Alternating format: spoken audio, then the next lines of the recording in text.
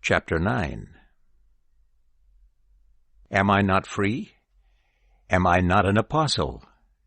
Have I not seen Jesus our Lord? Are you not my work in the Lord?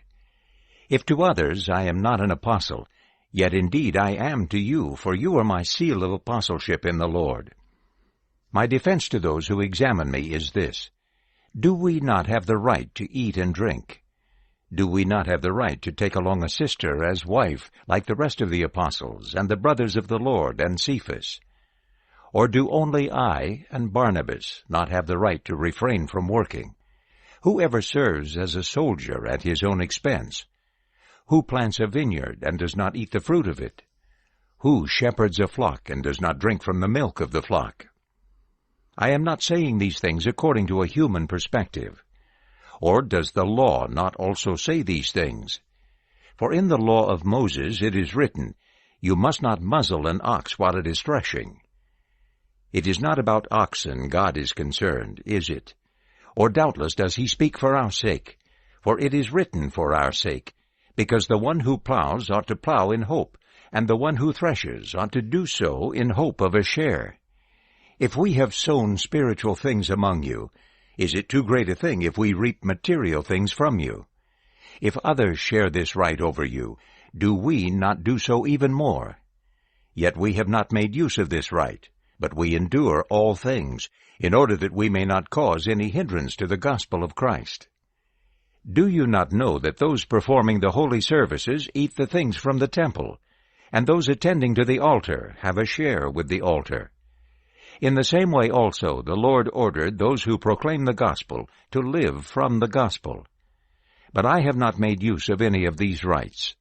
And I am not writing these things in order that it may be thus with me. For it would be better to me rather to die than for anyone to deprive me of my reason for boasting. For if I proclaim the gospel, it is not to me a reason for boasting, for necessity is imposed on me. For woe is to me if I do not proclaim the gospel. For if I do this voluntarily, I have a reward. But if I do so unwillingly, I have been entrusted with a stewardship. What then is my reward? That when I proclaim the gospel, I may offer the gospel free of charge, in order not to make full use of my right in the gospel.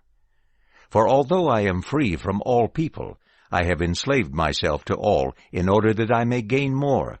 I have become like a Jew to the Jews, in order that I may gain the Jews. To those under the law, I became as under the law, although I myself am not under the law, in order that I may gain those under the law.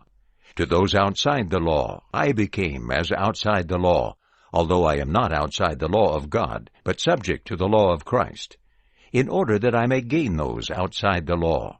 To the weak I became weak, in order that I may gain the weak. I have become all things to all people, in order that by all means I may save some. I do all this for the sake of the gospel, in order that I may become a participant with it.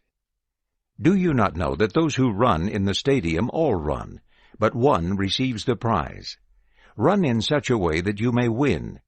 And everyone who competes exercises self-control in all things.